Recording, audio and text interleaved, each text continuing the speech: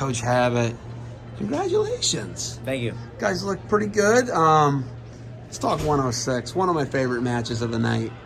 Best match of the night. Great match.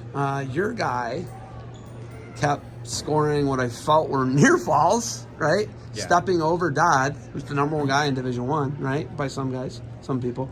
Yeah. How do you keep a freshman composed who's maybe even a little undersized for the weight? In that match, in those kind of situations, I just kept telling him to get after it.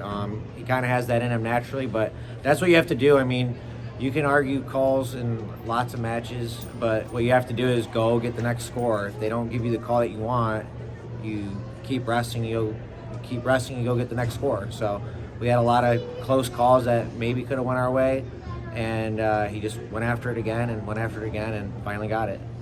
Would you be shocked if both Bickertons won the state title this year? I would not be. I'm not going to lie to you. Of course. They're really good. They're really good. They work hard, and absolutely no surprise.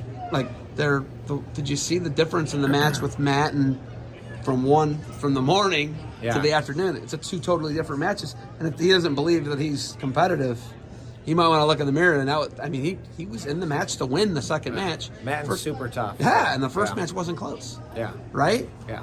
What do you tell him? How do you build off stuff like that? I always just talk about getting back to the practice room. Like, this is honest feedback. So, obviously, we don't have to worry about Matt and, let's say at state, but we're using him because he's a really good wrestler. But we got to work on bottom, right? He made a lot of good adjustments on his feet, finding ways to score on our feet and win in the neutral position. But we've been doing all the right stuff in practice, and it takes time. It takes throughout the season, but we're seeing it each week of competition, guys doing things better. ZC. Yeah. I said it right, didn't I? Yep. Zizimos. One of my favorite Greek names now, right? Yep. ZC wins a tough weight. No, bizarre semifinal. Yeah. Okay, do we all see the same thing in the semifinal? Did that guy choose what? Tell me what happened in the semifinal. I'm very confused. So actually, to rewind, in the second period, we deferred. We deferred for a reason, and he didn't want to go bottom for sure, right? So we deferred, and he chose neutral. So we're like, okay, that's data for us. For he clearly doesn't want to go down. Kid seemed really tough, but didn't want to go bottom. And then when we went to double overtime, it was clear that ultimate, right? Ultimate. So we deferred again, and they chose top. Yes. And I don't. But then think he chose neutral. He let you go right away.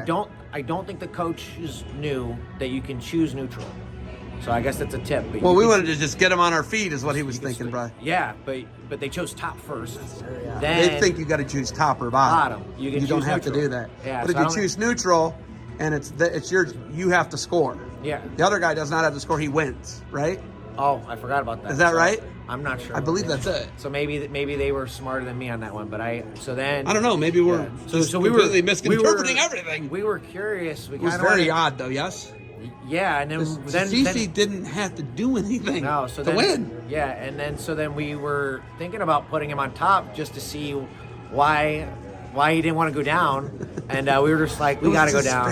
You know me, I'm big on top, and when I coach Cartella and Langley, and I like picking top if we're better there, but I just was like, we got to go bottom. But I was so curious to. Dave, I also know that you and I, you're an Edinburgh grad, I'm a Kent State. We are not rocket scientists either. Right. But this is not that hard to figure out. Yeah. Train real hard, get out the bottom, attack both sides of the body, have a turn on top, right? I mean, literally just said how the best guys can win, right? Yeah.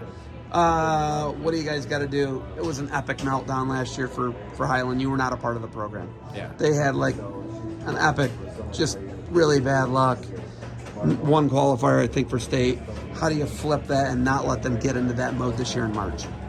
In the training room, but then also talking to them and just having good vibes. Last year does not matter. I even tell them yesterday, at this tournament, yesterday doesn't matter. I thought we really showed up today. Yesterday, I thought we looked a little flat as a whole team. We looked really good today. Last year's last year. This is now. So I think we're doing all the right things, and I've been telling them the way we train in the room gives you confidence. There's two things that give you confidence, either history or preparation, and we're preparing, and I don't care what happened last year, and I wasn't part of it, but this year's now, and this is going to be different. Dave, you got anything else for me?